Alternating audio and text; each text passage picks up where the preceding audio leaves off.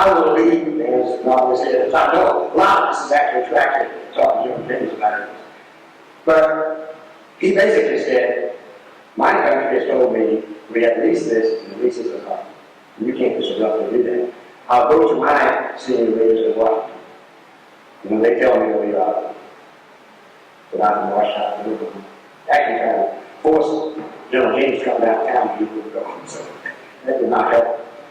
Yeah, but it did impress people in Washington. And he ended up eventually coming and moving out, and we closed down the base because of American operations. What had happened, during the winter, in Germany and in France, the weather was so bad, a lot of rain and clouds and fly. Big problem there is you got to fly something. So to get good weather, they went down to North Africa. You can fly every day now. It's just beautiful weather. And long story short, he did that. He came back to the country. He liked the way he does business. Came back in, before you knew it, he got the second star. Before you knew it, he ended up with the third star, which he held for about 10.5 months, and then you got the fourth star. And the reason he did that is because he was a fighter pilot. They put him out there at military airfield, and he's kind of fish out of water. But he needed that breath added to his career. So you can find out what the whole Air Force is all about. Because he's been focusing just on the fighter business most of his career, and got involved. And so that brought his career and filled it out. And so as a result of that, he once again became a commander. 4-star. First in the United States military, not just the Air Force, the United States military. So my hat's off to him. But he said his time, as the doctor happened to have anything, was at the slot. In the country office. But I say this that he didn't go through that in my career. I spent a fair amount of time listening to what they do. Because I think it's important that you get the message of what it's all about. And because you do, I think you can make it work very easily. Because you understand it. You understand what needs to be done. You also understand and appreciate the people who work for you and what they do. One of the guys said, one thing wrong with you, General, he said, you can't get too much. We went to all volunteer military in 1972. The draft was over, and we can't take it today. So people came to drill, and the guard asked, thank you for coming to drill. Yes, you have to thank me, pay. You don't pay them. They're not to come to drill. They're waiting their families and everything else like that. The one guy told me, I can make more money working in the cotton gin on weekends than I can coming to drill. Now you tell me why I should come to drill. I said, because your country needs you. 3 years later, he got out, apologized to me for getting out.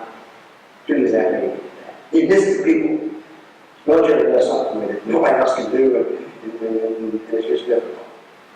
Well, I talked to you a little bit about both of those outstanding gentlemen, a little bit about how they impacted on you. Growing up in Tuskegee, it was very, very unusual.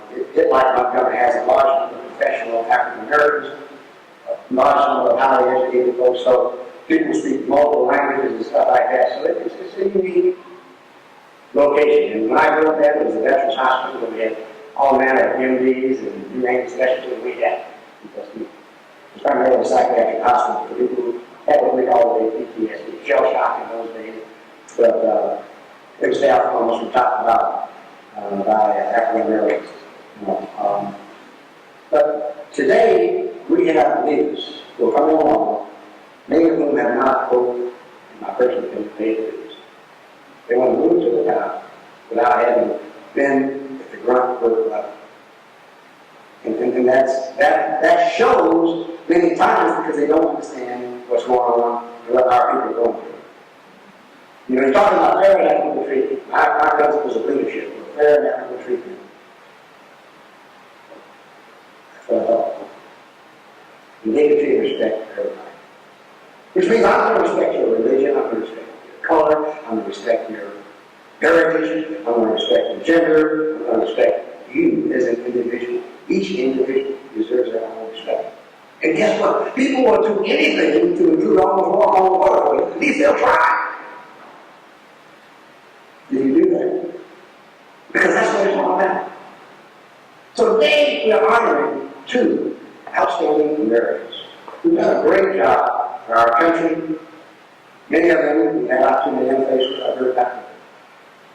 King speak numerous times and many times less than that. Certainly I heard Reverend Adam. Dr. was the Episcopal priest in Tuskegee, came down here to work with Dr. Reverend Dr. King, and he was punished by the church. He didn't move any farther than that. He got all kinds of skills and all kinds of degrees, but he got punished. So it's not always an easy street when you decide you're going to do something, even if it's right thing to do. Well, pretty much going to wrap up here. I kind of tried to tie those two gentlemen together, because each of you may not be where you want to be. It's kind of like being a nice pole ball. The pole mark does all the work. Does everything. But most pole marks end up having been much pole marks over the decades, so they understand. And those two gentlemen did. And then getting back to what Dan's grandmother had said, and General James said it slightly different than I heard it. He says, pack your bags. An opportunity comes and knocks on the door, you got to do it. You can't say, wait a minute, I've got to go pack my bags, because opportunity is gone. That's what his mother said, slightly different. I happen to have had the privilege, along with my oldest brother, who was a captain, to be in Denver when he, General James, received the highest honor we can give at outside. He received a law degree. One highlight in my life was I had a chance after that to be with him in Tuskegee Airmen training. And we had Tuskegee Airmen convention. He came as a four-star, captain thing to being another four-star in the United States Air Force. Flying with Thunderbirds. But because General James came, he made sure that we had 10 generals. 10 generals, the first, had 10 African-American generals in the United States Air Force, and 9 were present in Tuskegee. And he assured that all of us young guys, all of us had a chance to meet with and visit with each one of those folks. They were set up in rooms and they rotated from room to room to room, about a half hour in each room. They talked a little bit about their careers and how they did. Very important. But that's what it was about. They understood they were carrying people. They understood what it took to get to the next level. When you talk to people like John Lewis, he has as much respect for Dr. Abernathy. He said, well, what's happened to Dr. Abernathy? He's like King. Even though he was working with Dr. King and travel. So that's what it was all about. But none of us, absolutely none of us, did where we are about school systems. So I want to spend my last 2 minutes just talking about that. Now, I've been loving the place. I spent a lot of my time, and I had put a couple of jobs when I was traveling too much. But none of us get there by ourselves. I have great kids, and they adore me, and still kind of adore me most of the time. Kind of like when they grew up. But grandkids is about the same. That, my wife Shirley does just a great job. I traveled a lot when I was chief of the National Guard, not the Air Guard, the whole National Guard. About half a million people. Large military organization in the United States, bigger than the United States Army. Because we have Army National Guard, about 370,000 people. And the Air Guard, about 110,000, 112, they think we have. And so, you know, the guy asked me one day, how do they treat you as a black chief of the guard group? And I said, black chief of the guard group? Black chief of the guard group? I'm the chief. They treat me like the chief, period. But Shirley put up with this and tolerated this, you know, for a number of years. And our 25th anniversary coming up this summer. But she's kind of used to things that happen, and it's very important. And those of you who are married, give your wife an extra kiss and hug. Down here yesterday, because Gene Ramsey, he's back here, just one minute ago. Yeah, I see him now. Over here. And good Catholic guy. We grew up together in Tuskegee. He said, hey, I want to do this. So last night, we ended up with a great group of brothers.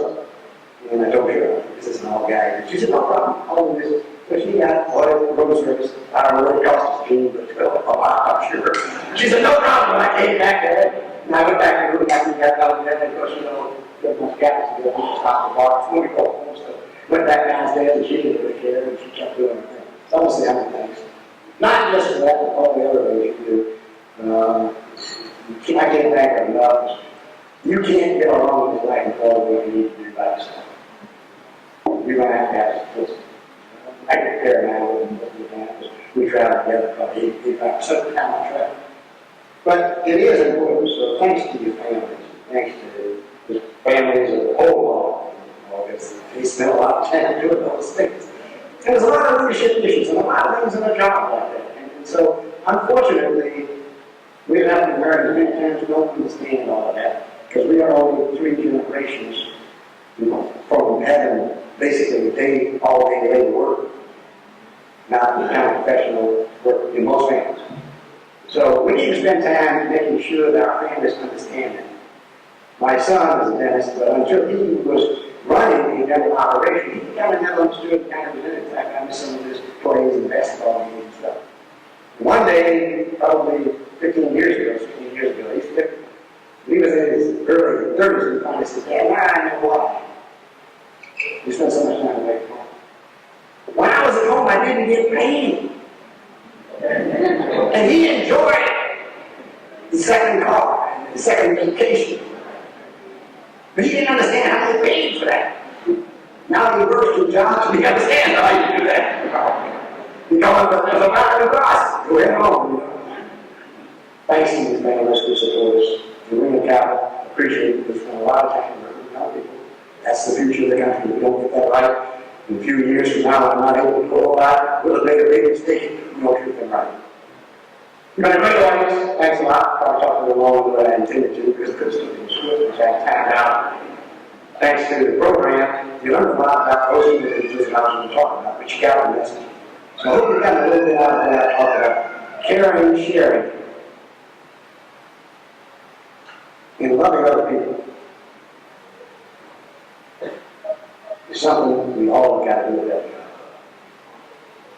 I think the message would be to Congress what I would tell them if they would have to listen.